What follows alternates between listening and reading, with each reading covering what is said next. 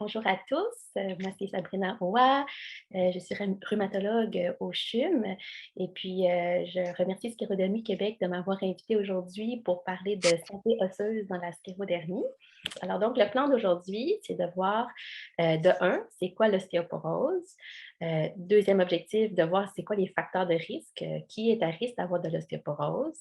De trois, un petit peu sur l'ostéoporose dans la sclérodermie. Ensuite, on va parler de diagnostic et de dépistage de l'ostéoporose, de prévention de l'ostéoporose et enfin de traitement de l'ostéoporose. Alors, tout d'abord, c'est quoi l'ostéoporose?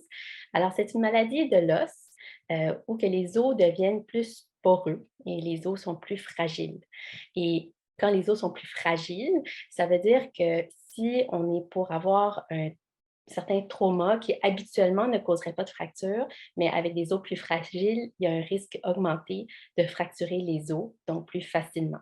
Et ces genres de fractures qui surviennent parce que les os sont fragiles, on les appelle des fractures de fragilité. Ils peuvent survenir spontanément ou suite à un traumatisme mineur, comme par exemple de chuter de sa hauteur. Alors, admettons qu'on est en train de marcher, on glisse, on tombe par terre. Alors donc, habituellement, quelqu'un qui a des os en santé n'aurait pas de fracture suite à un traumatisme qu'on dirait mineur, mais quelqu'un qui a les os plus fragiles mais peuvent avoir, par exemple, une fracture de la hanche suite à une chute de sa hauteur. On parle aussi d'une chute d'une position assise, si on est assis sur une chaise ou si on est couché sur un lit à moins d'un mètre de hauteur et après ça qu'on tombe par terre et à quelqu'un avec de l'ostéoporose pourrait avoir une fracture suite à un traumatisme comme ça. Une chute dans un escalier de seulement 1 à 3 marches qui mène à une fracture, ou même un éternuement, des fois d'éternuer et que ça cause une fracture de la côte, par exemple. Alors ça, ce ne serait pas des fractures qu'on devrait voir normalement. Et puis ça, on peut voir ça quand les os sont plus poreux, quand ils sont plus fragiles. Les sites les plus fréquents des fractures ostéoporotiques sont au niveau du bassin, les hanches, au niveau des vertèbres, donc dans la colonne vertébrale, ou bien encore au niveau des poignets. Et ces types de fractures-là ont quand même des conséquences importantes par rapport à la mobilité, à l'autonomie. Et il y a un risque de décès aussi là, quand quelqu'un chute et il y a une fracture de la hanche, il peut y avoir des complications. Alors donc, c'est certainement quelque chose qu'on veut éviter. Est-ce que vous êtes à risque d'avoir de l'ostéoporose? Alors, parlons des facteurs de risque. Alors, les facteurs de risque sont d'avoir un âge avancé. Plus on avance dans l'âge, plus le risque d'avoir de l'ostéoporose augmente. Ceci est particulièrement vrai chez les femmes après la ménopause, parce qu'avant la ménopause, il y a de l'estrogène et cet estrogène-là est protecteur sur l'os. Mais quand on est après la ménopause, il y a moins d'estrogène, alors le risque d'ostéoporose augmente beaucoup. Chez les hommes, il y a aussi un risque plus on avance dans l'âge, particulièrement après l'âge de 65 ans. Les femmes vont être plus à risque d'ostéoporose que les hommes, mais les hommes en font aussi. Ensuite, si on a déjà eu une fracture de type ostéoporotique, ça c'est, disons quand on fait l'évaluation, mais ça augmente beaucoup notre suspicion que cette personne-là aurait une ostéoporose, s'il y a déjà eu des fractures de fragilité.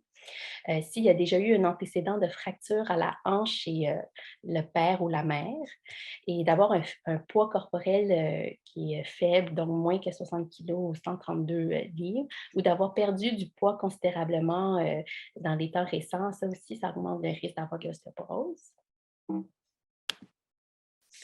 Ensuite, il y a aussi des facteurs de risque qui sont plus réversibles. Alors, tout à l'heure, c'était l'âge, le sexe, on ne peut pas vraiment contrôler ça, mais il y a des choses qu'on peut contrôler. Par exemple, l'apport en calcium. Alors, le calcium, c'est comme un petit peu les blocs de construction qu'on a besoin pour que les os ne soient pas poreux, pour que les os soient solides. Alors, donc, si on a un apport adéquat en calcium, ça diminue le risque. La vitamine D, elle, c'est une vitamine qu'on reçoit du soleil, mais qu'en Amérique du Nord, des fois, on en a moins que dans d'autres régions du monde. On peut en avoir de l'alimentation aussi. Et la vitamine D, c'est une vitamine importante pour les os parce que ça aide à absorber le calcium. Alors, si quelqu'un manque de vitamine D, la personne pourrait prendre du calcium dans son alimentation ou en comprimé, mais si la vitamine D n'est pas suffisante, elle aura de la difficulté à absorber ce calcium-là. L'inactivité physique aussi, c'est un facteur de risque de fumer le tabac. et de prendre 3 ou plus consommations d'alcool par jour, cela augmente le risque également. Et il y a certains facteurs de risque qui sont reliés aux médicaments ou à d'autres problèmes de santé.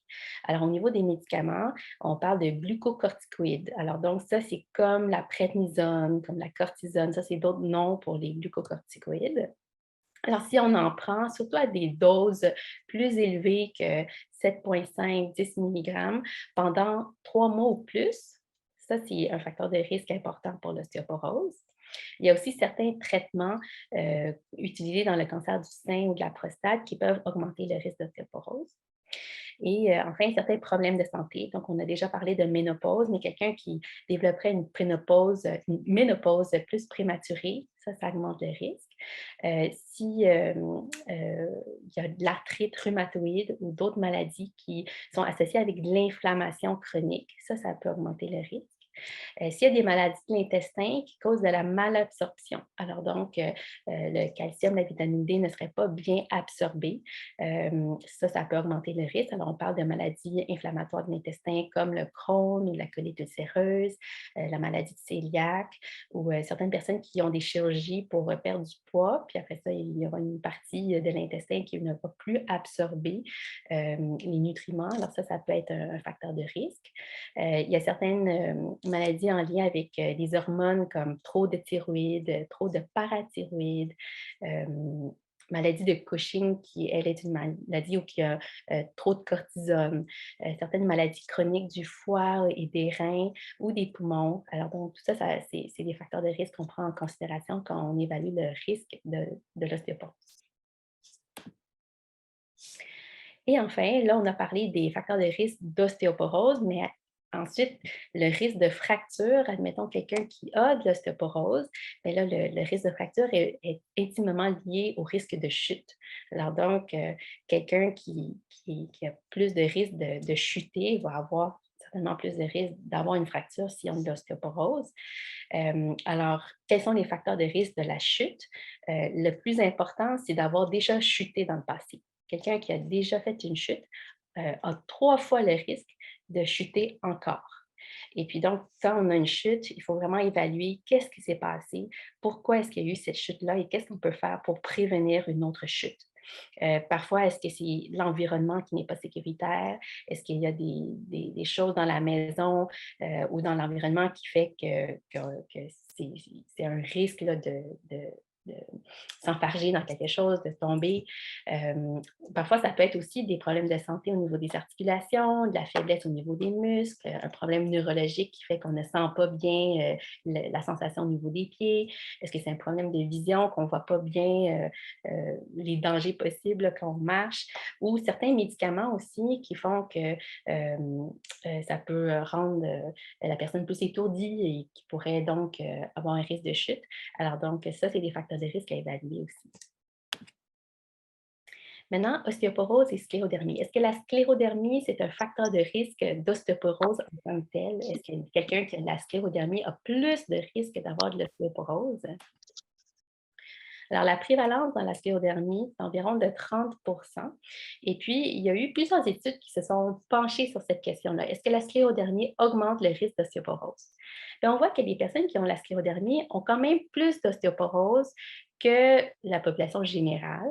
Par contre, les études n'ont pas réussi à démontrer que c'est la sclérodermie en tant que telle qui fait que le risque d'ostéoporose est plus élevé, mais plutôt le fait que les personnes qui ont la sclérodermie ont souvent plusieurs facteurs de risque déjà connus dont on a parlé il y a juste un petit moment, qui fait que les personnes avec la sclérodermie ont plus d'ostéoporose. Par exemple, vu que ça atteint plus les femmes à un âge qui souvent va peut-être aller vers la ménopause, les médicaments comme la cortisone, on en utilise moins dans la sclérodermie, mais quand c'est utilisé, ça aussi, ça peut augmenter le risque d'ostéoporose. Dans la sclérodermie, on sait que ça peut atteindre le système digestif. Et s'il y a de la malabsorption, bien, ça aussi, ça peut augmenter le risque d'ostéoporose. La déficience en vitamine D, très fréquente en Amérique du Nord et on en voit beaucoup aussi dans la sclérodermie. Et puis, s'il y a de l'inflammation chronique avec de l'arthrite associée, ça aussi, ça peut augmenter le risque. Alors donc, en bref, les études n'ont pas démontré clairement que la sclérodermie en tant que telle augmente le risque d'ostéoporose, mais c'est plutôt fréquent dans la sclérodermie dû à la présence de d'autres facteurs de risque. Et donc, c'est important de faire un dépistage chez les personnes avec la sclérodermie pour voir s'il y a de l'ostéoporose ou non. Alors, comment on fait pour faire un diagnostic d'ostéoporose et comment le faire pour le dépister?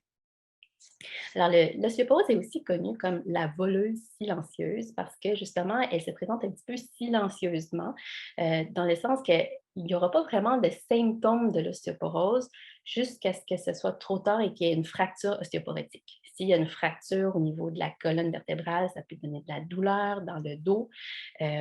Parfois, on peut voir qu'il y a une perte de taille, c'est-à-dire une perte de la hauteur, que si on mesure la taille, mais que ça diminue en lien avec des fractures au niveau des vertèbres. Ici, on voit une fracture de la hanche suite à un traumatisme mineur ou une fracture du poignet après avoir chuté de sa hauteur au sol. Mais ça, ce sont des fractures très probablement ostéoporotiques. Et donc là, on aura un diagnostic d'ostéoporose, mais on espère vraiment pouvoir faire un diagnostic d'ostéoporose avant que la fracture survienne pour prévenir ces fractures-là que l'on ne souhaite pas. Alors, comment on fait pour dépister l'ostéoporose avant qu'il y ait une fracture? Alors, il y a un test qu'on fait qui est la mesure de la densité minérale osseuse et qu'on fait par l'ostéodensitométrie, aussi connue comme un test DEXA. C'est fait en radiologie et au fond, c'est un test où on va mesurer la densité des os, donc au niveau de la colonne vertébrale et au niveau de la hanche. Alors, donc, ici, on voit un exemple de la machine. Et puis, au fond, avec ce test-là, ben, on reçoit un rapport avec des valeurs au niveau de la colonne vertébrale, au niveau de la hanche. Et puis, qu'est-ce qu'on fait avec ces valeurs-là? Alors, nous, on va s'intéresser dans un score qu'on appelle le score T et qui représente en gros la déviation de la densité minérale osseuse par rapport à celle d'un jeune adulte. Et puis, ça nous donne des valeurs euh, qui sont à différents. Alors, ici, admettons dans le petit encadré, je ne sais pas si vous voyez la flèche, là, mais ici, on va voir qu'ici, c'est adulte par rapport à quelqu'un un jeune adulte. Et puis, il y a un T-score ici, le score T. Et nous, on va s'intéresser particulièrement au niveau de la hanche, le col. Alors, ici, on a un score T de moins 1,3. Alors, si le score est supérieur à -1, on va dire que le score T est normal, la densité minérale osseuse est normale. Si c'est entre -1 et -2,5, là, on va parler d'ostéopénie. Ça veut dire que la densité osseuse est faible, mais légèrement faible. Et puis, quand c'est inférieur à -2,5, bien ça, c'est un niveau d'ostéoporose, où que là, la densité minérale osseuse est vraiment diminuée. Alors ici, par exemple, on a -1,3 qui se situe entre -1 et -2,5. Alors ici, c'est un score T dans le cadre ostéopénique. Alors, à qui on recommande de faire le dépistage de l'ostéoporose? Alors, c'est recommandé chez toute personne de 65 ans et plus, chez les femmes postménopausées. Les hommes plus de 50 ans, s'ils ont des facteurs de risque, alors donc on a parlé des facteurs de risque tout à l'heure, et les adultes de moins de 50 ans, s'ils ont un trouble médical qui est lié à la perte osseuse. Alors, on en a parlé un petit peu dans les facteurs de risque par rapport à d'autres problèmes de santé. Alors, donc, chez ces personnes-là aussi, on ferait un dépistage. Alors, voilà. Alors, une fois qu'on a dépisté l'ostéoporose, qu'est-ce qu'on fait pour prévenir l'ostéoporose ou prévenir une fracture? Alors là, tout à l'heure, on a parlé des facteurs de risque qui étaient réversibles. Alors donc, on va agir sur ces facteurs de risque qui sont réversibles. Alors, le calcium, on a parlé des blocs de construction pour les os. Quelqu'un qui aurait de l'ostéopénie ou de l'ostéoporose, on recommande d'avoir un apport de calcium d'au moins 1200 mg par jour. Alors ici, c'est une image qui montre un petit peu des aliments qui contiennent du calcium et de la vitamine D. Certains contiennent les 2. Alors, par exemple, dans les produits laitiers, dans le lait, le yogourt, là, on va retrouver du calcium. Ici, c'est enrichi en vitamine D. Il y aura aussi de la vitamine D. Chez ceux qui sont intolérants au lactose, il y a aussi des alternatives comme les boissons soya ou les boissons d'amandes ou même les jus d'orange qui sont fortifiés en calcium et vitamine D. Alors, donc ça pourrait être une source intéressante. Il y a aussi des légumes comme le kale et le brocoli qui sont des bonnes sources de calcium et des légumineuses, tofu qui ont du calcium dedans, des noix, des amandes. Alors, tout ça, il y a du calcium là-dedans. Au niveau de la vitamine D, il y a plusieurs poissons, incluant des poissons, des sardines qui sont en canne, le saumon, les œufs. Ça, c'est des aliments qui ont de la vitamine D dedans. Alors donc, ici, je vous ai mis quelques exemples de portions de produits qui sont riches en calcium. Alors, admettons, une tasse de lait, ça contient environ 300 milligrammes de calcium. Le yogourt, 3 quarts de tasse, c'est également à peu près 300 milligrammes. Alors donc, ça, c'est des exemples de à peu près 300 milligrammes de calcium qu'on pourrait aller chercher dans l'alimentation. Et puis, il y a un site ici, le ostéoporosecanada.ca, qui ont beaucoup de ressources pour les patients, pour un petit peu vous aider à voir comment vous pourriez optimiser l'apport de calcium dans votre alimentation. Et puis là, vous mettez votre âge, votre sexe, puis après ça, dépendant de ce que vous prenez, bien là, dans différentes catégories, des laits substituts, les fruits et légumes, les légumineuses, les protéines. Puis là, ils vont vous calculer là, combien de calcium que ça fait dans votre assiette. Puis ici, il y a aussi des recettes là, sur ostéoporosecanada.ca. Alors, donc, on a parlé de calcium. Au niveau de la vitamine D, c'est entre 800 et 2000 unités internationales par jour qui est recommandé. Et puis, au fond, si l'apport en calcium et en vitamine D n'est pas suffisant, basé sur l'apport à bord de l'alimentation, bien, on peut certainement supplémenter. Alors donc, le calcium, on peut en donner 1 à 2 fois par jour pour supplémenter, pour avoir assez de calcium. La vitamine D aussi, la vitamine D, c'est quelque chose qu'on peut doser dans les prises de sang. Et puis, si le niveau est sous-optimal, bien, on peut prescrire de la vitamine D.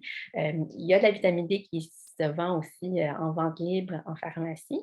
Mais s'il en manque beaucoup, ou si moi, j'ai l'habitude de souvent prescrire de la vitamine D 1 fois par semaine, 10 000 unités à la fois. Donc, admettons que vous avez de la misère à vous rappeler d'en prendre à tous les jours, bien, 1 fois par semaine, ça peut être plus facile à prendre.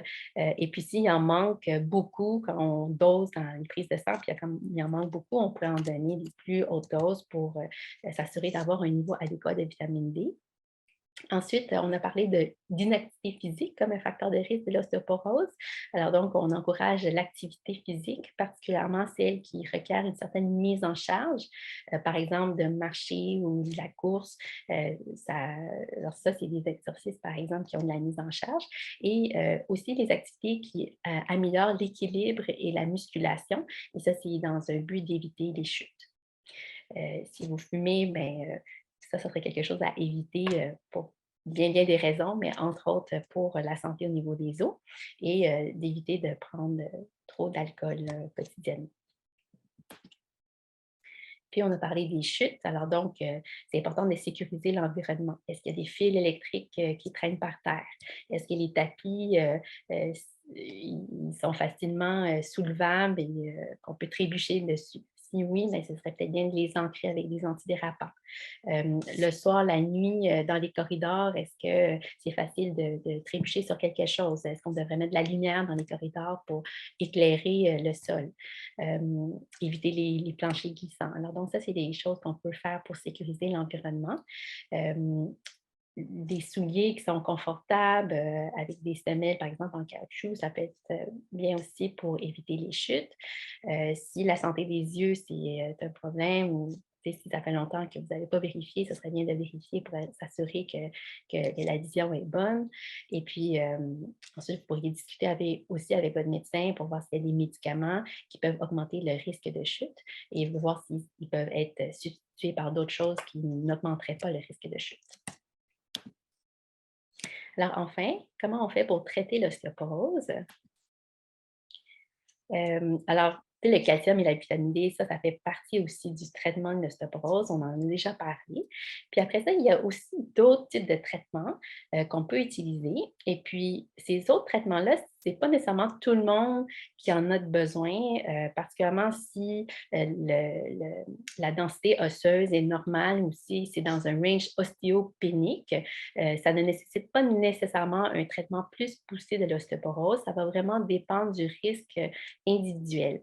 Et les facteurs qu'on va considérer incluent l'âge, le sexe, le poids, la taille. Si la personne a déjà fait une fracture, actuellement, s'il y a déjà eu une fracture, un antécédent de fracture, là, ça sera une indication pour traiter.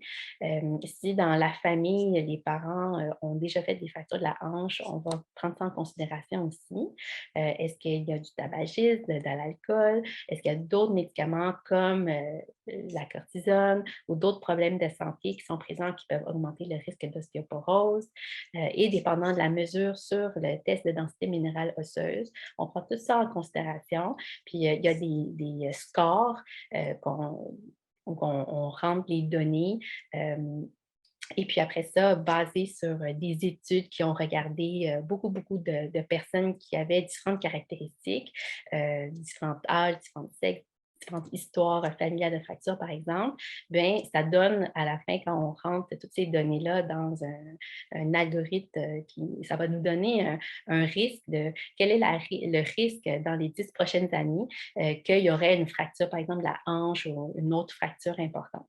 Et puis, basé sur ce risque-là, on va soit recommander une thérapie ou non. Alors donc, ce n'est pas seulement basé sur la mesure de la densité minérale osseuse, mais il faut prendre plusieurs facteurs en considération avant de décider si oui ou non on a besoin d'un traitement plus poussé de l'ostéoporose.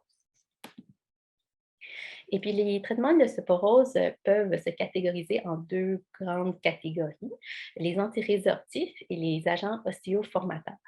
Alors, au fond, dans l'ostéoporose, pour avoir un os qui est en santé, il y a deux types de cellules importantes qui agissent. Il y a un type de cellule qui gruge un petit peu l'os, puis l'autre cellule qui bâtit l'os. Il y en a un qui résorbe l'os, l'autre qui forme l'os. Et puis, quand c'est en santé, dans le processus normal, c'est important d'avoir les deux types de cellules, pas juste ceux qui forment, mais aussi ceux qui grugent un petit peu. Parce que dans la vie quotidienne, les os ils ont beaucoup de stress, puis des fois, il peut y avoir des petites fêlures de stress. Et puis, les cellules qui résorbent, ben, ils vont manger, enlever ces fêlures-là. Puis après ça, il y a l'os qui forme, euh, qui va le rebâtir. Et puis, il faut un bon équilibre entre ces deux types de cellules-là pour que l'os soit en bonne santé. On a vraiment besoin des deux. Mais ça, c'est quand il y a de l'ostéoporose, mais souvent, les cellules qui grugent, il y en a un petit peu trop. Alors donc, les traitements qui sont antirésorptifs vont plus agir sur la cellule qui gruge. Et puis, il y a aussi maintenant des agents ostéoformateurs qui vont davantage agir pour stimuler les cellules qui forment. Alors, la première catégorie de traitements, on les appelle les bisphosphonates. C'est les médicaments qui sont utilisés en première ligne dans le traitement de l'ostéoporose. Eux autres, ils sont antirésorptifs et ça veut dire qu'ils agissent sur les cellules qui résorbent. En première ligne, c'est les bisphosphonates oraux, ça veut dire qu'on prend par la bouche, dont alendronate, qui est aussi connu sous le nom de Fosamax, et risodronate, que vous connaissez peut-être sous le nom de Actonel. Ces médicaments se prennent une fois par semaine. Et puis, c'est très, très important pour ces médicaments-là qu'ils soient pris à jeun, première chose, le matin. et qu'on ne mange pas dans les 30 à 60 minutes après. Parce que si on le prend avec un petit café ou avec un petit peu de lait dedans, ça ne va pas être absorbé, puis c'est comme si on en prend pour rien. Euh, On prend le médicament, mais ça ne va pas être absorbé. Alors, très, très important que ça soit pris à jeun. Et ces médicaments-là, ils peuvent irriter le bas de l'œsophage s'ils restent là longtemps. Alors donc, c'est quand les personnes qui prennent ça, c'est important de le prendre avec un grand, grand verre d'eau, puis après ça, de rester droit après, de ne pas se recoucher après. Alors donc, ça, c'est les conseils d'usage pour les bisphosphonates oraux. On a aussi des bisphosphonates qui se donnent en intraveineux, qui est l'acide zolédronique. Lui, il se donne une fois par année. Et puis, lui, c'est un médicament on appelle ça un médicament d'exception. Ça veut dire que la RAMQ met certaines balises, qu'on ne peut pas utiliser ça chez tout le monde. Mais sauf que si quelqu'un a de l'intolérance sérieuse ou une contre-indication aux bisphosphonates oraux, ben, on aurait le droit de donner ce médicament-là. Ensuite, il y a le denosumab, qui est également un agent anti-résorptif. Lui, il se donne en forme sous-cutanée, donc avec une aiguille en dessous de la peau. Et puis ça se donne à tous les 6 mois. Lui aussi, c'est un médicament d'exception au niveau de la RAMQ, également chez ceux qui ont une intolérance sérieuse ou une contre-indication aux bisphosphonates oraux. Et puis, il fonctionne très bien pour protéger les os de l'ostéoporose. Et un conseil pour ceux qui prennent le denosumab, c'est qu'il est très important de ne pas juste l'arrêter comme ça. À tous les 6 mois, il faut vraiment aller chercher la dose en sous-cutanée parce que si on l'arrête, par exemple, sans le dire au médecin, euh, ben, dans les mois qui vont suivre le prochain 6 mois, c'est-à-dire que là, il va agir pendant 6 mois. Mais après ça, après 6 mois, si vous ne le reprenez pas, ben, dans les mois qui suivent, le risque de fracture, il y a un effet rebond. Non seulement vous allez perdre la protection avec le denosumab, mais le risque de fracture va même augmenter. Euh, Encore plus que si vous n'aviez pas pris le denosumab dans les mois qui vont suivre. Alors donc, s'il y a un problème avec le denosumab, absolument, c'est très bien toléré, il n'y a aucun problème, mais s'il y a de quoi, c'est important de ne pas juste l'arrêter sans avertir votre médecin et de discuter avec votre médecin de quoi faire là, si vous avez besoin de changer de médicament. Ensuite, il y a l'hormonothérapie, comme les estrogènes et les progestérones. Ça, ce n'est pas quelque chose qu'on va prescrire seulement comme but unique de traiter l'ostéoporose. Par contre, chez les femmes qui souffrent de symptômes postménopausales comme bouffées de chaleur, sueur nocturne qui sont très incommodantes, et si par exemple avec votre médecin de famille ou votre endocrinologue, vous décidez que vous allez prendre de l'hormonothérapie pour ces symptômes-là, ben, c'est quelque chose qui va être protecteur pour les os aussi. Alors, donc, ça pourrait être un traitement alternatif chez les femmes qui prennent l'hormonothérapie pour les raisons postménopausales. Enfin, en fait, je vais parler de quelques agents ostéoformateurs. Actuellement, il y en a deux, le tériparatide et le romosozumab. Ces médicaments-là aussi nécessitent une autorisation spéciale de la RAMQ. Et c'est utile chez les patients avec de l'ostéoporose sévère, ayant un très haut risque de fracture. Euh, ces deux médicaments se donnent en forme sous-cutanée et il y en a un qui est une fois par jour, l'autre une fois par mois. Et puis, si quelqu'un prend ça, après ce traitement-là, c'est important de suivre avec un traitement antirésorptif. Avec ces médicaments-là, il y aura plus de formation des os, mais après ça, si on l'arrête sans rien donner après, on va perdre le gain acquis. Alors donc, c'est important d'avoir un traitement antirésorptif par la suite. Et puis, bon, combien de temps est-ce qu'il faut continuer ce traitement de l'ostéoporose? Ça dépend un petit peu du type de médicament, du risque de fracture de l'individu et comment il répond au traitement. Alors, c'est un petit peu difficile de parler de durée parce que ça va varier d'une personne à une autre. Alors ça, je vous encourage à en parler avec votre médecin. Et puis, le succès du traitement de l'ostéoporose, c'est qu'il n'y a pas de fracture ou de nouvelles fractures s'il y en a déjà eu une. Et puis au niveau de la densité minérale osseuse, ben, l'ostéodensitométrie, on va la répéter aux années ou aux 2 ans ou aux 5 ans, dépendant du résultat initial et dépendant de ce qu'on fait avec le traitement. Et puis si on est capable de stabiliser cette densité minérale osseuse ou même de l'augmenter, bien, ce serait un succès au niveau du traitement. Alors voilà, on a parlé de tous ces sujets-là. Et puis, encore une fois, merci à Sclérodermie Québec d'organiser ce forum pour les patients. Et puis là, je redonne la parole à Étienne. Oui, donc ben, merci beaucoup, Dr. Aura. Donc, j'ai peut-être commencé tout à l'heure, mais donc, Dr. Sabrina Aura, qui est chercheur au CHUM, professeur adjointe au département de médecine de l'Université de Montréal et rhumatologue. Elle se spécialise dans les questions de sclérodermie, puis c'est un plaisir de l'avoir comme collaboratrice pour nos forums patients.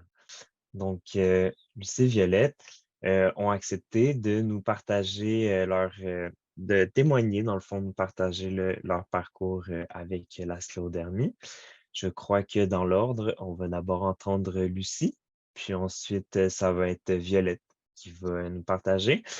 Si vous avez des questions, on va les prendre à la suite des témoignages. Donc, vous avez l'occasion de les poser dans le chat si jamais vous voulez être certain de ne pas l'oublier, de ne pas la perdre. Sinon, ben, on pourra également les prendre à l'oral. Merci beaucoup tout le monde pour votre discipline jusqu'à maintenant. C'est exemplaire au niveau des micros et des vidéos. Donc, on continue comme ça. Puis, sans plus tarder, mais je cède la parole à Lucie.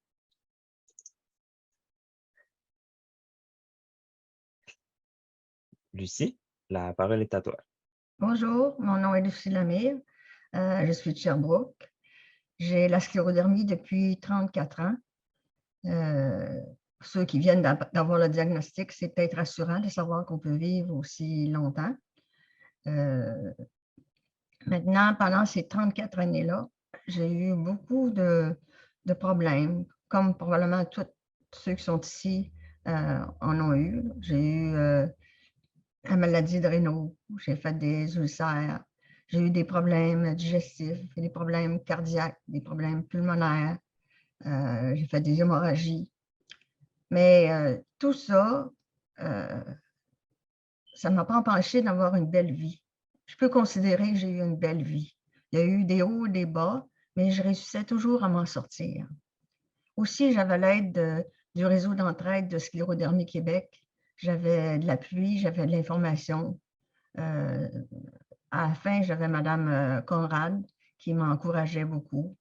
Du côté moral, c'était important. Maintenant, en ce qui concerne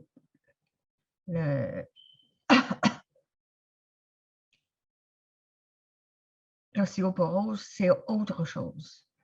Pour moi, ce n'était pas important. C'était comme une maladie silencieuse, on ne s'en aperçoit pas, alors on n'en tient pas vraiment compte. Je vais vous conter ce qui m'est arrivé en 2020. Au printemps, j'ai mis les pneus d'auto dans ma valise.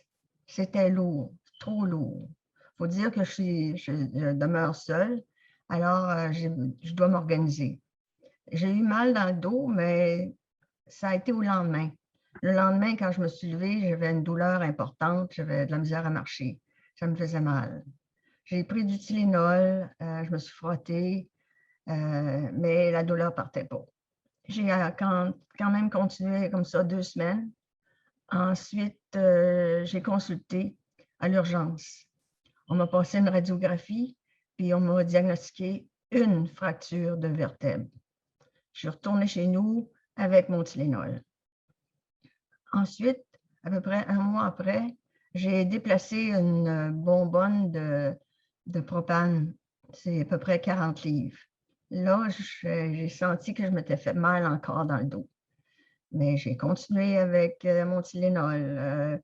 Je bougeais moins, j'étais plus limitée. Puis pour terminer, je suis montée sur une galerie qui n'avait pas de marche. Puis la hauteur, c'est à peu près 1 pied et demi.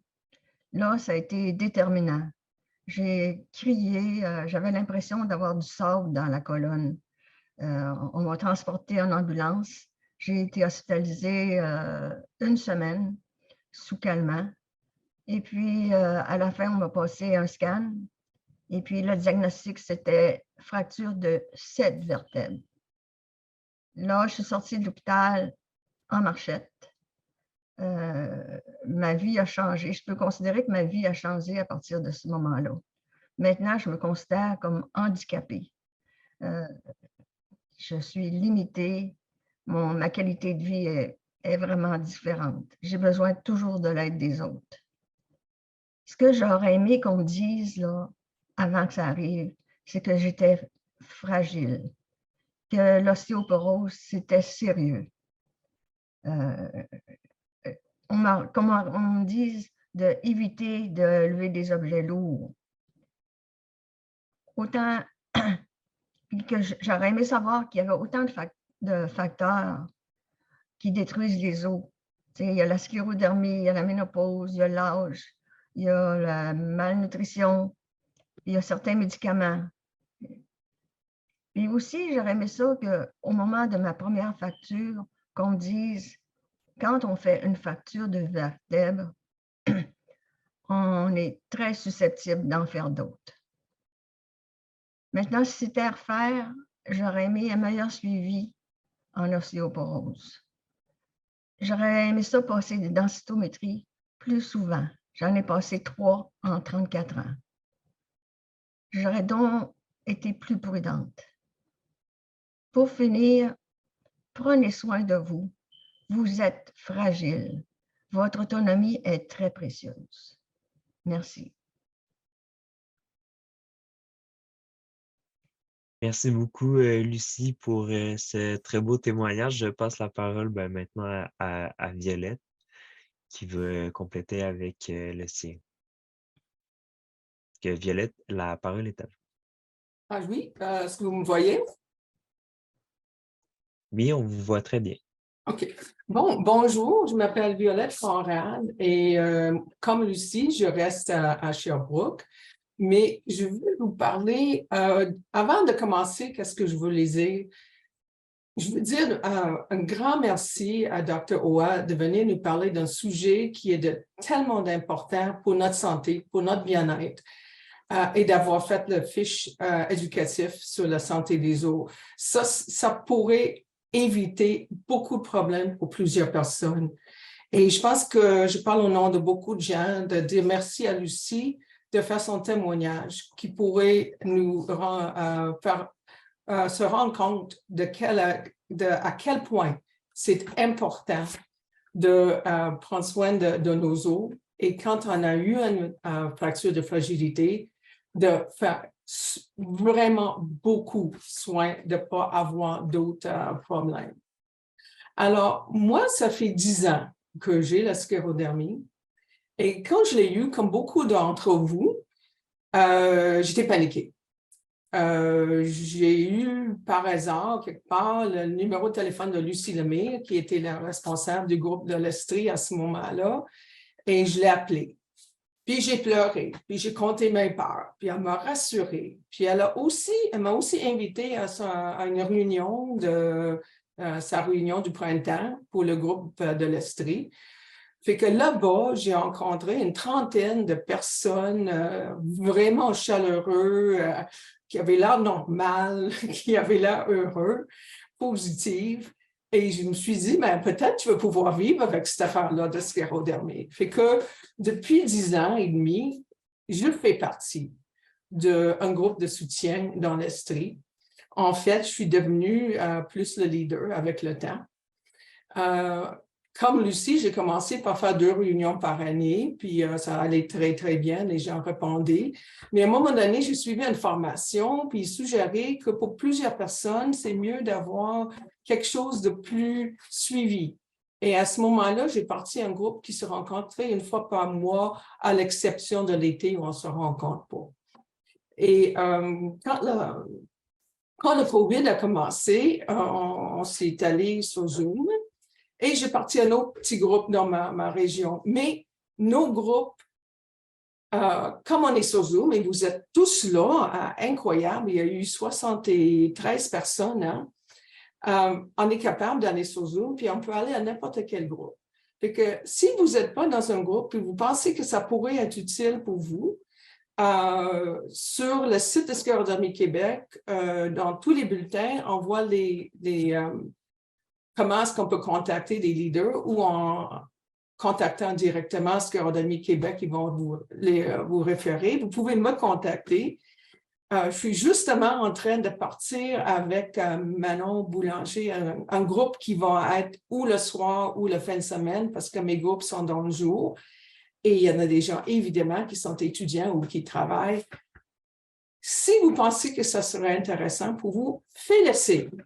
Contactez un de nous, puis on va vous donner le lien. Vous pouvez venir à une réunion et voir si ça pourrait être utile pour se sentir mieux. Les raisons d'aide des groupes de soutien, c'est de donner du soutien, de l'écoute, comme des amis en même temps, et aussi des informations. Puis si nous, on n'a pas d'informations, on va aller le chercher. Et souvent, c'est en faisant appel à Sclérodermie Québec de trouver les réponses à nos questions. Comme par exemple, on avait des questions sur la santé des os et Sclérodermie Québec a organisé la rencontre aujourd'hui et le fiche éducatif. Alors, là, je voulais aussi parler du sujet de jour, la santé des os. Moi, je pensais que j'avais une bonne santé des os, mais j'ai entendu une conférence qui venait de France sur la santé des os. Fait que je dis, peut-être, je suis plus à risque que je pense. Puis, je me souvenais que j'ai 2 tantes qui font de l'ostéoporose, mais ma mère, non, puis, ni mes sœurs. Fait que je dis, bon. Puis là, je voyais que ça avait affaire aussi de perdre de la hauteur. Je suis mesurée, je dis, ouais, je suis plus courte que j'étais là, mais mes 2 filles sont plus grandes. Alors, je suis allée voir mon médecin de famille, puis je dis, peux-tu avoir une densimétrie? Puis elle a regardé, la dernière était il y a 7 ans, puis c'était normal. Fait que j'ai passé à une densimétrie osseuse, puis là, je suis sur la petite pilule Risodronate, et ça va très bien, puis on va faire un suivi. Je prends plus de calcium et de D sous la recommandation de mes médecins. Alors, je vous encourage de chercher à savoir si c'est une bonne idée d'avoir un dépistage. Et si jamais vous avez eu une fracture de fragilité, prenez toutes les précautions. Et je pose cette question à Dr. Roy. Quelles sont les précautions à prendre si on pense vraiment qu'on a fait une fracture de fragilité et on est à plus grand risque? Et est-ce que c'est possible d'ajouter ça dans le fiche éducatif comme la partie question ne sera pas enregistrée, ne sera pas disponible? Alors, je vous remercie tout le monde de l'écoute et je remercie surtout Sclérodermie Québec d'avoir nous donné cette forum. Merci.